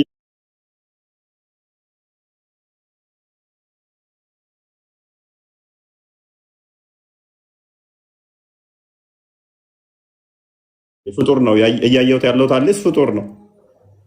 የአላህ ንግግር ፍጡር አይደለም፣ ፍጡር ነው። ምክንያቱም ገና ያለ ባህሪያቶቹም አላህ አካላቶቹም አልታዩም ብለህ ስለምታምን ይሄ ፍጡር ነው። ፈጣሪም አላቸው ባህሪውን እንላለን። እያየሁት እኮ ነው። ምኑ ነው ያየው? የተጻፈለ ሰዎች ጻፉ። ኦኬ የአላህ እጁ ምንድን ነው? የአላህ እጁ ባህሪ ነው አይደለም? ባህሪ ነው። ኦኬ የአላህ እጁ ባህሪ ነው። ልብ በሉ ቁርአኑም ቃሉ ባህሪ ነው። የአላህ እጁም ባህሪ ነው። ታፋውም ባህሪ ነው። አይምን ባቱም ባህሪ ነው። ቃሉም ባህሪ ነው። እያየሁት እኮ ነው። ልክ እጁን እንደምታየው ይኸው ቃሉንም እያየሁት ነው። አይ አላህ አልታየም ይለኛል ማለት ነው። ስለዚህ አንተ ትናገራለህ። እያየሁት ነው አይደለም? እሺ ቃሉን አንተ ትናገራለህ። እያየሁት ነው አይደለም? እሺ ንግግር አንተ ነው እንዴ? ቃሉን እያየሁት ነው አይደለም? የኔና ያላህ ቃል አንተ ነው እያልከኝ ነው? የኔና ያላህ ቃል ንግግር አንተ ነው ወይ? የኔና ያላህ ቃል አንድ ነው ወይ? አይደለም። የአንተ ንግግር የኔና ያላህ ቃል አንተ ነው ወይ? ኦኬ ስለዚህ አላህ ቃሉ ጋር ይለያያል እያልከኝ ነው? እንደኔ ነው የሚመስለው። አሁን እሱ ማስራቀት ሆኖ እንዴ? የኔና ያላህ ቃል ልክ እንደኔ ነው ያላህም ቃሉ ማለት ነው። ከኔ ቃል ጋር ያላህ ቃል ተመሳሳይ ነው ማለት ነው አይደለም? አሁን የአንተ ንግግር ባህሪ ነው። በደንብ አስተውል። ስለዚህ አንተ ጋር ሲመጣ ከበደ። አየህ፣ የእኛን ለመቀበል ስላልፈለግ ቃል በስጋ ተገለጠ። አዳምጣውን አንተም እስካሁን ድረስ ሆነ ማለት አንተ ጋር ሲሆን እንዲህ አይባልም አልክ። ሚታርግ እኮ አይሻልም? አይ አንተ ጋር ሲሆን እኮ አልተመቸህም። ተመችቶኛል። እኔ ተመችቶኝ እኮ ቀለል ብዬ ነው ያስረዳሁ። ተቆጣህ እኮ ወደ ሌላ እኔ ቀለል ብዬ እኮ ነው ያስረዳሁ። ቃል በስጋ ተገለጠ። ወይ አዳምጣ። ቃል በስጋ ተገለጠ፣ ስጋን ተዋህዶ ተገለጠ። ስጋን ሳይዋሃድ ቃል ላወርድ ነው አሊያም ስርዓት እየገደልክ ነው። ቃል ስጋን ተዋህዶ ተገለጠ ብዬ አምናለሁ እኔ። ስጋን ሳይዋሃድ ግን ቃልን ከስጋ ነጥሎ እንደዛ ሊሳደርቡ በባህር ይታያሉ የሚለውን አይታየም ብዬ መለስኩኝ። ታዲያ እንዴት ነው የታየው? በስጋ። ይሄ ያላህ ቃል ነው አልከኝ። ያላህ ቃል ደግሞ ይታያሉ ብዬ ጠየቅኩ። አይ ስጋው መለኮት አይደለም እንዴ? ከስሩና ተቀመጥ በቃ ብያለሁኝ አስቀድሜ። በስጋ የተገለጠ ከተዋህዶ በኋላ ግን ነጥለን አንናገርም ብያለሁኝ። ለምሳሌ በእናንታቸው ማርያም ማንን ነው ወለደችው? ኢየሱስን። ኢየሱስ ማን ነው? ኢየሱስ እኔንም አንተንም ሁሉንም የፈጠረ። ለምሳሌ እሱን ማን ፈጠረው? ራሱ ፈጣሪ ነው። ቃል ፈጣሪ ነው ሁሉ ነው። ለምሳሌ አንድ ፈጣሪ ራሱን የሚፈጥር ከሆነ ከሰው ዘር ራሱን እንዴት ሊፈጥር ይችላል? አንድ ፈጣሪ ከራሱ ፈጠረ። ኦኬ ሉክ ቀደም ምን ብያለሁ? እሺ የቁርአን የምታየው አንተ ያላህ ቃል ነው አይደለም? ቁርአኑ አይ እኔ ለምሳሌ የጠየኩህ ነው እኮ ለምሳሌ ቁርአኑ ያላህ ቃል ነው አይደለም? በደንብ ከዛ የራሴ መልስላለሁ። ቁርአኑ ያላህ ቃል ነው አይደለም? ጥያቄ እኔ ነው መጀመሪያ ግን እሺ ለምሳሌ ቃሉ ነው። ኦኬ ወረቀቱን ማን ፈጠረው? ወረቀቱ ሰው ነው ፈጠረው። ሰው ማን ነው የፈጠረው? ፈጣሪ። እሺ እነኚህ የተፈጠሩ ናቸው አለ። ወረቀቱ ከእንጨት ከምናምን የተፈጠረ ነው አይደለ? ወረቀቱ የሚሰራው ከእንጨት ነው። የሁሉም ነገር ምክንያቱ ለምሳሌ ፈጣሪ ነው። ፈጣሪነቱ በምኑ ነው የፈጠረው? ከፈጣሪነት በታች ለምሳሌ ሰው ነው የሚሰራው አይደለም? በምኑ ነው የፈጠረው? በምኑ ነው የፈጠረው? በምኑ ወረቀት በምንድን ነው የሚፈጠረው? አንተሽ አላህ በምኑ ነው የፈጠረው? እነኚህም ፍጡራኖቹን ወረቀቱ የተሰራበትን ኦሪጂናል ማቴሪያሉን ለምሳሌ ዛፉ ምናምን ለምሳሌ በዚህ ዓለም ላይ ምንድን ነው ምድርና ሰማይ ለምሳሌ ምድር የለችም። እሺ አዳምጥ። ሎክ ምን መሰለህ ሪሜምበር እኛ ምን እናምናለን መሰለህ? ቅድም ብያለሁ አምላካችን ቃል አለው። ቃሉ ደግሞ አካላዊ ነው። አካላዊ እንደመሆኑ ሁሉም መፍጠር የሚችል ነው። ስለዚህ ማርያምን የፈጠራ ቃል ነው። እሺ ያ ቃል ግን ማርያምን ከፈጠራት በኋላ ከማርያም ስጋና ደም ነፍስ ተካፍሎ የመለኮት ሙላት ስጋን ተዋህዶ ቃል ስጋ ሲሆን ጸጋና እውነት በእሱ አድሮ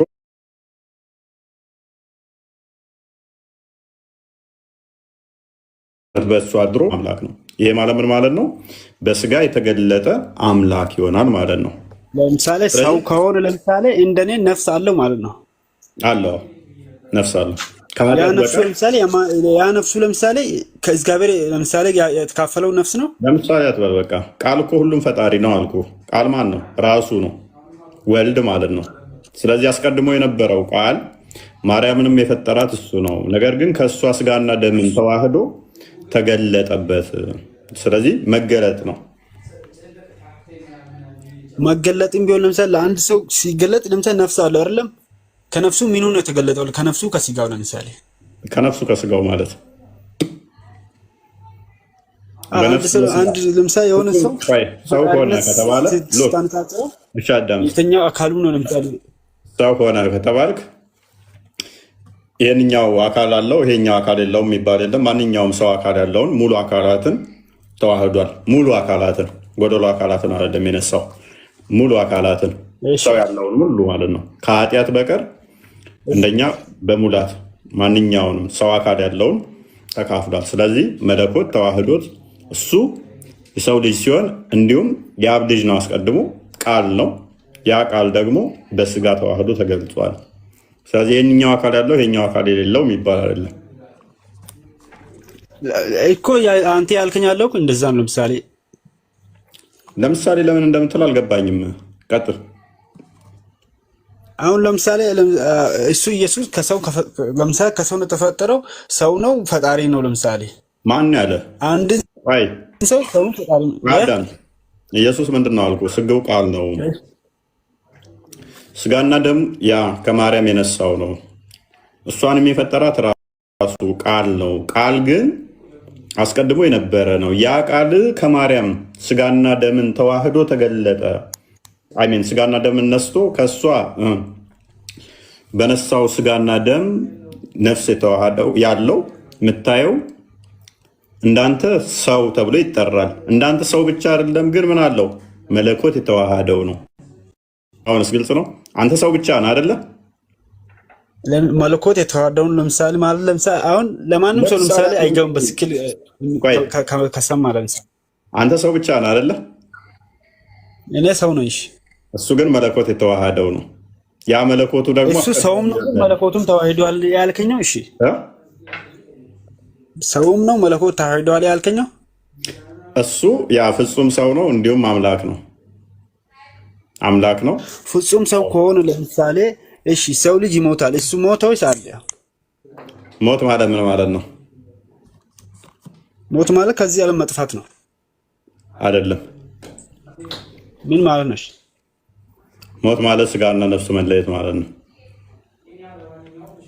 ለምሳሌ ከዚህ ዓለም እንዴት ነው የሚጠፋው? ከስጋና ከነፍስ ሳትለይ። ስለዚህ ስጋና ነፍሱ ተለይቷል ወይ? ክርስቶስ ከሆነ አዎ ስጋና ነፍሱ ተለይቷል። ነፍሱ የት ሄደሽ? ነፍሱ ሄዶ ደግሞ በወይን ላሉት ሄዶ ሰበከላቸው፣ ወንጌልን ሰበከላቸው በእስር ቤት ላሉትም። ስጋውስ? ስጋው ደግሞ መቃብር ገባ ከ3 ቀን ያህል። ለምሳሌ የአንድ አምላክ ለምሳሌ ስጋው መቃብር ገብቶ ነፍሱ እንዴት ሊመለስ ይችላል? አምላክ እኮ በሁሉ የሞላ ነው። አምላክ እኮ አልሞተም እኮ እስቲል እኮ በስጋው ነው። ነፍስና ስጋው ነች እንጂ የተለየችው። አምላክማ መለኮትማ በሁሉ የሞላ ነው። እስቲል በምድርም አለ፣ ከምድር ውጭም አለ፣ በሰማይ አለ፣ መቃብር ውስጥም አለ። አዳምጥ። ያ ኢየሱስ ስጋና ነፍሱ ስትለይ ከነፍሱ ጋር መለኮት አብሮ አለ፣ ከስጋው ጋር መለኮት አብሮ አለ። እስቲል በሁሉ የሞላ ነው። ከስፔስና ፕሌስ ውጭም መለኮት አለ። ነገር ግን አሁን ለምሳሌ ለሱ ሁለት አይነት ነፍስ ነው ያለው ማለት ነው። ማን አለ? መለኮት ማለት ነፍስ ነው ብሎ ማን ይፈታል? ባትለኝ ለምሳሌ አሁን እንደኔ አይነት ነው፣ ሰው ነው፣ ነፍሱም አለው፣ የመላእክት ነው። ለምሳሌ እንደ ፈጣሪም ነው። ማን አለ? ሁለት ነፍስ አለው ወይ? አነጋገር ለምሳሌ አዳምጥ። እሺ አዳምጥ። እንዴት ተገናኝቶ? አይገናኝም። ያንተ ነፍስ ብቻ ነው። እሱ ግን መለኮት ነው ያልኩ። መለኮት ደግሞ በሁሉ የሞላ ነው። ስለዚህ ከነፍሱ ጋር መለኮት አብሮ አለ፣ ከስጋው ጋር መለኮት አለ ነው እንጂ ያልኩ ሁለት ነፍስ አለው አላልኩ። መለኮት አይሞትም በባህሪ መለኮቱ እሱም ጋር ነፍስ አለው፣ እሱም ጋር ነፍስ አለው፣ እግዚአብሔርም ጋር ነፍስ ነበር ማለት ነው። ለምሳሌ ምንድን ነው የምታወራው ወዳጅ? መለኮት ማለት ነፍስ ማለት አይደለም እኮ። አሁን እኮ አሁን እግዚአብሔር ለምሳሌ እሱ ጋር ለምሳሌ መለኮት አለ አይደል? ምንድን ነው የሚያወራው? እግዚአብሔር ራሱ መለኮት ነው። ምንድን ነው የምታወራው? አሁን እቺ ምድር ላይ የነበረው ለምሳሌ እግዚአብሔር ነው አይደል? እሺ እሱ ጋር ነፍስ አለሽ። ያው ላዳምጥ በደንብ ኢየሱስ በስጋ የተገለጠ አምላክ ነው አልኩ። ስለዚህ እንደ ማንኛውም ሰው ስጋና ደም ማንኛውም አካል ያለው ነፍስም አለው። ነገር ግን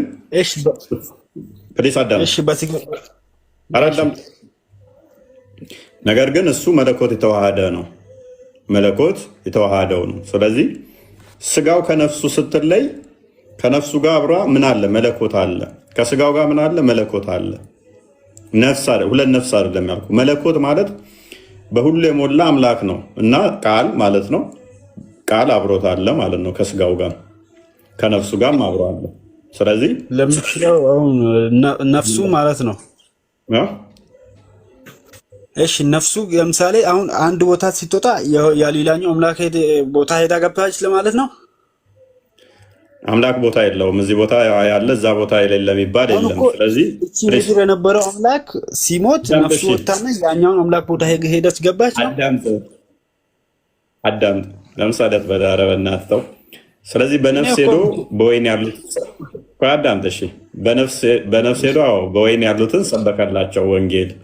ስጋው በመቃብር ሲሆን ግን መለኮት አብሮት ነው። መለኮት በሁሉ የሞላ በሁሉ ያለ ከስፔስ እና ፕሌስ ውጭም ያለ ነው ሲል ነፍሱ ግን ያ ነፍስ ከስጋው ስትለይ በነፍስ ሄዶ ደግሞ በወይን እንዳሉት ወንጌል ሰበከላቸው።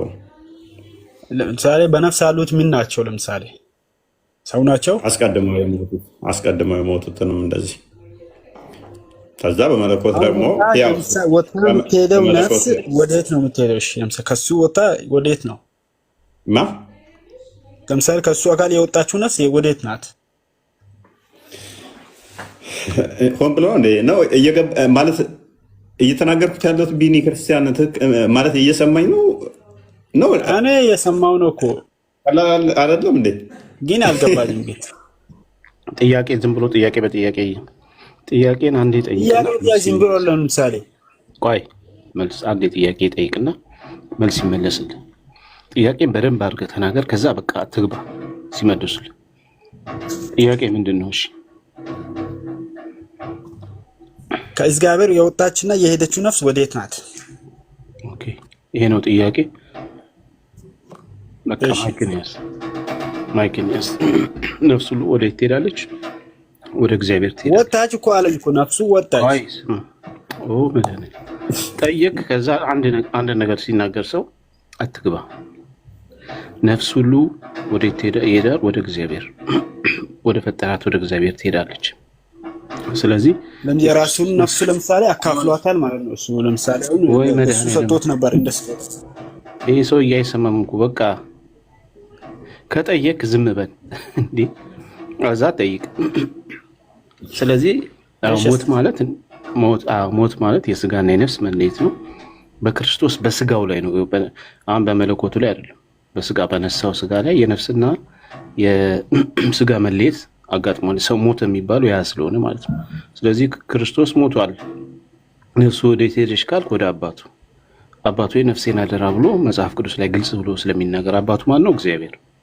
ኦኬ ምክንያቱም ነፍሱ ወደ ፈጠራት ወደ እግዚአብሔር ስለምትሄድ ጉዴ ይሄ ተመልሶልህ ነው ሌላ ቦታ የምትሄደው? ተመለሰልህ? እኔ ሌላ ቦታ አልሄድኩም እኮ ለምሳሌ አንተ ነው ለምሳሌ ሀሳብ ራሱ ዝብርቅርቅር ያለ ነው። ገብቶሃል? አንዱ ሳይመለስልህ አንዱ ሳይመለስልህ ውጣ ግባ የሆነ ተረጋጋ። አሁን ወደ አባቱ ለምሳሌ አባቱ ጋር እናቱ አንዱ ጥያቄ መልስልህ። ስለ እናቱ አሁን ስለ እናቱም ስለ አባቱም አይደለም ነፍሱን ስለ ነፍሱ ጥያቄ ለምሳሌ አሁን ለሁሉ ነገሩ ማወቅ ይኖርብኛል። ለምሳሌ አሁን እናንታችሁ እኔ አልችልም። እፎይ ምንም ሀሳብም አስጨርስ ሸኛውት ይደርባል መጠየቅ ይቻላል። ያ ቀጥልሽ ጥያቄ መጠየቅ ይቻላል። ቀጥል ቢኒ ያረጨርስ እንትና ጠየቀ ብዬ ነው። እሺ ጠይቃ። አምላክ አይታይም፣ በባህሪው አይታይም። በተገለጠበት መንገድ ነው ያየ ነው። እግዚአብሔር ያየ አንድስ እንኳን የለም። በአባቱ እቅፍ ያለ አንድ ልጁ ተረከው። ከልጁ ከሆነ በስተቀር ወይም ከክርስቶስ በስተቀር ያየው የለም። እሱም ልጁ ስለሆነ በአባቱ እቅፍ ስላለ ወይም ደግሞ እሱ ራሱ አምላክ ስለሆነ ስለዚህ ሰው ዳንኤል 7:9 ይሰጣል እሱ የተገለጠበት ነው። ዳንኤል 7:9 ኢሳይያስ 6:1 ዘፍጥረት 18 እነዚህ ሁሉ መገለጡ ነው እንጂ በባህሪ አይደለም። እግዚአብሔር በመገለጡ አይተነዋል። አውጣው መገለጥ የሚል የለም። አይቼዋለሁ በዙፋኑ ነው የሚለው እኮ ነገርኩ። ኢሳይያስ ነው ደግሞ ዳንኤል ሳይሆን ኢሳይያስ 6:1 ላይ እግዚአብሔርን ከፍ ባለ በተራራ ላይ ተቀምጦ ዳንኤል 7:9 እሺ ዳንኤልም ልትል ትችላለህ፣ ችግር የለውም። እየነገርኩ እኮ ነው። እነዚህ ሁሉ የእግዚአብሔር መገለጡ በመገለጡ ነው አልኩ እኮ። ለሙሴ ምን ብሎታል? እሱ ምንድነው? እግዚአብሔር ሰው እኔን አያይም። ቆይ ስማ፣ ሰው እግዚአብሔር እኔን አያይም፣ እኔን አይቶ አይድንምና አታየኝም፣ ጀርባዬን ግን ታያለህ አለው። ጀርባ ማለት መገለጡ ነው። በኋላ ሰው ሆኜ ስመጣ ማለት ነው አንደኛ። ምክንያቱም ይሄ በአዲስ ኪዳን ስለተፈጸመ ክርስቶስ ሙሴን ከመቃብር ኤልያስን ከብረ ሕያዋን አምጥቶ መገለጡን አሳይቷቸዋል፣ ብርሃነ መለኮቱ። ስለዚህ እግዚአብሔር በተገለጠበት መንገድ ነው ያየነው፣ በተገለጠበት መንገድ። ከዛ ውጭ ግን በባህሪው ማንም ሊያው አይችልም። ይሄ መጽሐፍ እሱን እያየን ማብራራት አይሻልም? እሺ ማን ይከፍትልሃል? የሚከፍት ሰው ካለ እኔ አልችልም። አይ ማንም ይከፍት የለም። እንዳብራራው ተስፋው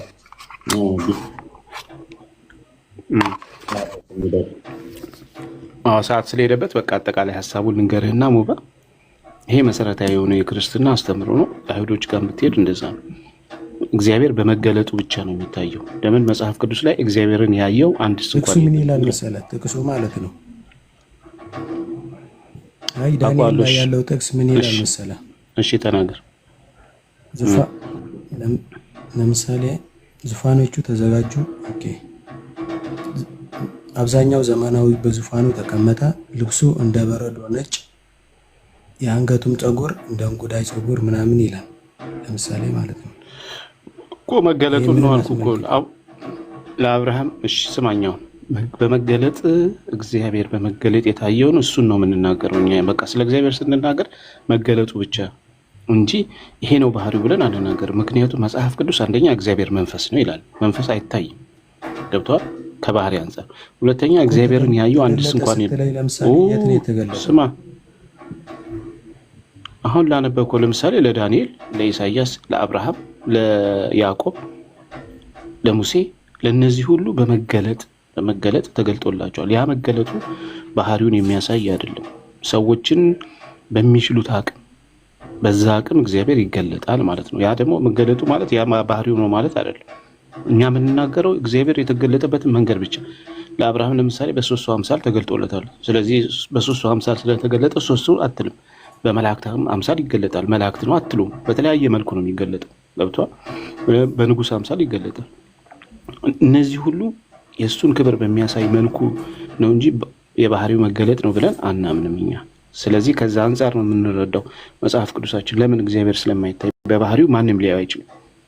ሰው እኔን አይቶ ሊድን አይችልም እና አታየኝም ብሎ ተናግሯል። አንደኛ ጢሞቴዎስ ላይም አሁን 6:16 መሰለኝ ካልሳስ እዛ ላይም አንድስ እንኳን ያዩ የለም ብሎ ስለሚናገር፣ ስለዚህ እግዚአብሔር በባህሪው አይታይም። የሚታየው በምንድን ነው? በመገለጡ ነው እኮ። ገባኝ። አንተ እያወራህ ያለው ስለመገለጥ ከሌን ተገልጦለታል ያልክ ነው።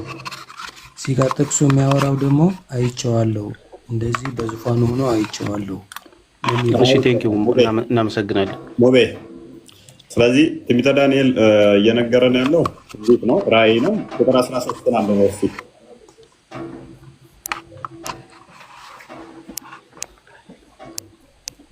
ቁጥር 13 አንብበው። የከፈትከው ምዕራፍ ማለት ነው። አንብበው እስኪ የከፈትከው ምዕራፍ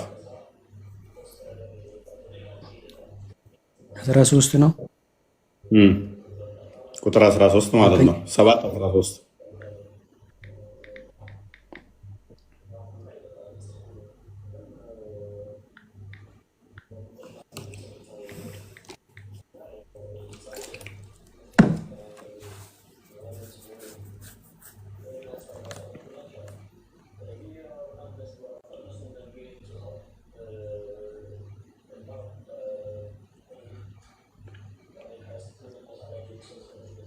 አለ። ምንድን ነው የሚለው?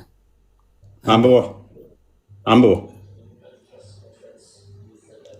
እንግሊዘኛ ነው። I was watching in the night visions and behold one like a son of man coming with the clouds of heaven. He came ancient of days and they brought him near before him.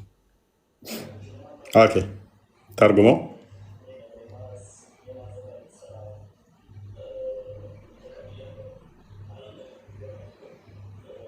አንተ ንገረኛ። አነበብኩ እኮ አንተ ብትተረጉም አይሻልም? አንተ ስላየው ራእይ ያየው እያለ ነው አይደለ? የሰው ልጅ የሚመስል በደመና ሲመጣ ይላል አይደለ? የሚመስል እያለ which is ትንቢት ነው እየተናገረ ያለው። ራእይ ነው እያየ ያለው። ራእይ ደግሞ ኤግዛክትሊ እንደዛ ነው ማለት አይደለም፣ ቪዥን ነው። ይሄ ደግሞ ቀጥታ የሚሰጠው ለማን ነው? ለክርስቶስ የሚሰጥ ነው። ለክርስቶስ የሚሰጥ ነው። ክርስቶስ ለራሱ ማቴዎስ ወንጌል ምዕራፍ 25 ላይ ቁጥር 30 አካባቢ 31 ወይም 30 ላይ ራሱ በደመና እመጣለሁ፣ በደመና እነሆ በደመና ከእልፍ አላፍ መላእክቶች ጋር እመጣለሁ ይላል። ዳንኤል አስቀድሞ ምን ይላል? የሰው አምሳል እንትን የሚመስል ሰው ልጅ የሚመስል እነሆ ራእይ አየው፣ በደመና ይመጣል፣ ግዛቱ አያልፍ ምናምን እያለ ይቀጥላል። እዛው ስታነበው ግዛቱ ማያልፍ። ይህንን ደግሞ ማቴዎስ ወንጌል ምዕራፍ 28 ላይ ያስቀምጠዋል። በሰማይ በምድር ግዛት እንትን እንዳለው ማለት ነው እንትና ኢየሱስ። ስለዚህ ያ ትንቢቱ ቀጥታ የሚመጣው ለማን ነው? ለክርስቶስ የሚመጣ አስቀድሞ ዳንኤል በትንቢት ያየው ነው። ትንቢት ኤግዛክትሊ እንደዛ ነው የምትል ከሆነ ለአንተ በጣም ወረስት ነው የሚሆነው። እብኑ ተይሚያ በጻፈው 7ኛው ሙጀለድ ላይ በያን አልተልቢስ ፔጅ 290 ላይ ሙሐመድ ምን ብሏል? አላህን ፀጉሩ ፍሪዝ ሆኖ አረንጓዴ ለብሶ መናፈሻ ቦታ ቁጭ ብሎ አይቼዋለሁ አለ። እንዲሁም ደግሞ ሐዲስ ላይ ደግሞ አላህን ቆንጅዬ ሆኖ በራእይ አይቼዋለሁ አለ። ቆንጅዬ ሆኖ እጁን እንትን ውስጥ ከተተ አለ። እንትን ውስጥ ተዛ ጡቴንና እዚህ አንገቴ ድረስ ተሰማኝ ቅዝቃዜው የሚል አለ። ስለዚህ እንዴት ነው ኢንተርፕሬት የምታደርገው? ቪዥን ነው ብለህ ነው፣ ማንም አላየውም ብለህ ስለምታምን ማለት ነው። አሁን አላህን አሌስ ሙሐመድ አይቶታል ማለት ነው። ዳይሬክት ቪዥኑን እይታ አድርገህ የምወስደው ከሆነ ማለት ነው። እና እንደዛ ነው። ስለዚህ ለምሳሌ ለኢየሱስ ነው እንበልና ኢየሱስን ማየት አምላክን ማየት አይደለም ነው፣ በባህሪ ማለት ግን አይደለም። ዮሐንስ ወንጌል ምዕራፍ 14 ላይ ቁጥር 9-11 አካባቢ ላይ እኔን ያየ አብን አይተዋል ይላል። አይቶ ማሳሳየኝ ሲል ያ ማለት በባህሪ ማለት ግን አይደለም። በባህሪ አምላክ በፍጹም ሊታይ ስለማይችል ማለት ነው። ባህሪው አልተላበሰም ኢየሱስ። ባህሪው አልተላበሰም ማለት ባህሪ አለው። ያ ማለት ግን ባህሪ ከስጋ ተነጥሎ የሚታይ ስላልሆነ ማለት ነው። እናንተ ያውንም ወረስ ነው የሚሆነው። እናንተ ጋር ለምሳሌ ቁርአን ያለ ባህሪ ነው ትላለ። ቁርአንን ግን እናያለን። ባህሪ እንዴት ነው ከቁርአን ከአካል ተነጥሎ የሚታየው? which is ወረስ ለእናንተ ማለት ነው። ለእኛ ግን ቀላል ነው። በያዘው ስጋ ግን ቁርአን ይታያል አይታይም? ቁርአን ይታያል አይታይም? ቁርአን ማየት እንችላለን። ቁርአን ምንድን ነው? ከኢየሱስ ጋር ምን አገናኘው? ቁርአን ያለ ቃል ነው፣ ንግግር አይደለም ቃል ነው። ንግግር አይደለም ቃል ነው። ንግግሩ ነው እንጂ። ኦኬ፣ ንግግሩ ምንድን ነው? ፍጡር ነው? አትሪቢዩቱ ነው እንጂ። አትሪቢዩቱን ከኢየሱስ ጋር ያወዳደርክ ነው። አትሪቢዩቱ ከአካሉ ይነጠላል እኮ ገባኝ። ከኢየሱስ ጋር ያወዳደርከው ነው ምንድን ነው? አልገባኝ። የራስ ሎጂክ እንዴት እንደሚመጣ ላሳየ። አይ መጣ። ለምሳሌ እኛ ቁርአንን እናመልካለን። ኢየሱስ ሁሉን የፈጠረ አምላክ ስለሆነ ከምንም ጋር አናወዳድረውም። ግን በምታምነው ሎጂክ እንዴት እንደሚጠልፍ ላሳየ ማለት ነው እኮ። መመለስ ያቅተህ ነው። የመመለስ ያለማቃት ጉዳይ ሳይሆን ቅድም ብየዋለሁ፣ ወደኋላ ነው የመለስ። እንደዛ እያደረክ ነው። 3-4 ቅድም እንደዛ እያልክ ነበር። መመለስ ያቅተህ ቁርአን እንደዚህ ነው እያልክ ሽፍት ብለህ እንትን አትበል። ኤኒዌይስ በባህሪ አምላክ አይታይም ስንል ምንድነው እሱ? በባህሪ ስንል ምን እያሉና አስቀድሞ የነበረው በስጋ ሳይገለጥ ቃል አይታይም ብለን መጣንና ክርስቶስን ግን ምን አለን? በስጋ የተገለጠ ነው፣ እሱ በስጋ የተገለጠ አምላክ ነው ብለን ተናገርን። በመለኮታዊ ባህሪው አምላክ ግን መቼም አይታይም። ይህንን አጽንኦት ሰጥተን ተናግረናል። ይበቃል። አመድ ጥያቄ አለ? አንድ ጥያቄ አመሰግናለሁ። አታጭበረብር። እሺ ጭንቅላት የሌለው ግን አታምልኩ። ጭንቅላት የሌለውን እግር ግን አታምልኩ። አጭበርባሪ ይላል። ባት አታምልኩ ጭንቅላት የሌለውን ወገኖች። ጭንቅላት የሌለው አካል እንዴት ሰው ያመልካል? ቢኒ ጭንቅላት የሌለው ማምለክ እንዴት ታየዋለህ? አላ ጭንቅላት የለውም፣ ባት ግን አለው። አመድ አለ ውረድ ወቀፍ ከሌላሱ